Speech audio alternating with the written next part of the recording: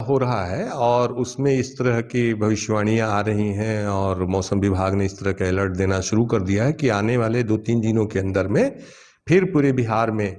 अच्छी वर्षा होने की संभावना है। और अच्छी वर्षा होने का मतलब है कि हमारे जो कृषि कार्य हैं, जो भी थोड़ा सा लगा कि उसमें करने में भी सुविधा हो जाएगी, थोड़ी निराई गुड़ाई हो जाएगी, लोग खाद वगैरह दे देंगे। तो बहुत सारे खेत हमारे ऐसे हैं जहाँ पर कि अभी भी पानी बहुत ज़्यादा लगा हुआ है और अगर ये वर्षा होती है तो निश्चित रूप से इसका असर ये होगा कि लोग खाद समय से नहीं दे पाएंगे। तो हम लोग ये सलाह देना चाहते हैं कि आप लोग पानी में घोल करके छींटने वाली भी खादें आ चुकी हैं, तो आप उसका इस्तेमाल करना शुरू करें, क्योंकि अगर पौधों को खाना नहीं दिया जाएगा तो आने वाले समय में उसका उत्पादन के ऊपर बहुत विपरीत प्रभाव पड़ेगा। तो चाहे हमारी मक्का की फसल हो, चाहे हमारी धान की फसल हो या हमारी सब्जियां हो, सभी के ऊपर में हम पानी में घोल करके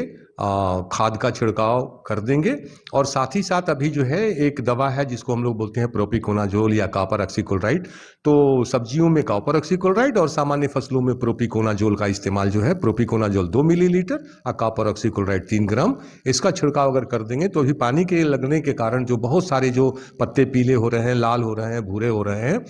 और लग रहा है कि पौधे बीमार हो गए, तो बीमारियों से पौधों की रक्षा हो जाएगी। और ये करना बहुत ज़रूरी है, क्योंकि पौधे अगर ही नहीं रहेंगे तो फिर हम उत्पादन की बात कहाँ से करेंगे ना। तो इस पर थोड़ा ध्यान देना है। और धान के खेतों में हमारे थोड़ा सा धान के खेतों में हमारे थोड़ा सा ये देखना है कि उसमें कुछ कीड़े भी बहुत ज़्यादा आ रहे हैं। तो हम उस पर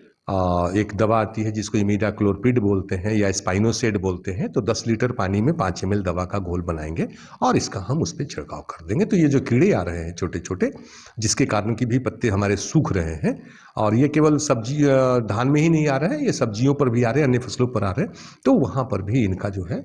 निराकरण हो जाएगा। बहुत आसानी से उपलब्ध दवाएं हैं और बहुत कम मूल्य की दवाएं हैं, लेकिन इनका प्रयोग करने से खेती में थोड़ा सुधार होगा और फसल स्वस्थ रहेगी। पिछले वर्ष है, और चूंकि 2-2 तूफान हमारे पास आ गए लगातार, उन दोनों तूफानों ने जो है पूरे मानसून के जो चक्र को जो है एक तरह से कही कि उद्वेलित कर दिया है। इसमें इतनी ज्यादा वाइब्रेंसी आ गई है कि हमारे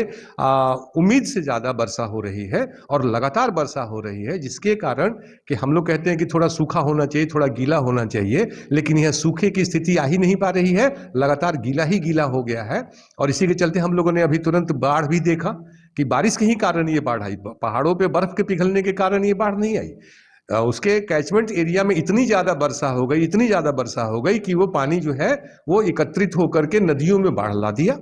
तो यही चीज है, इसलिए हमको थोड़ा सा सावधान रहने की जरूरत है। और ये पानी अगर आता है और ज्यादा पानी होता है तो फिर बाढ़ वाले इलाके में भी थोड़े से ज्यादा सावधानी बरतने की अपेक्षा की जा सकती है।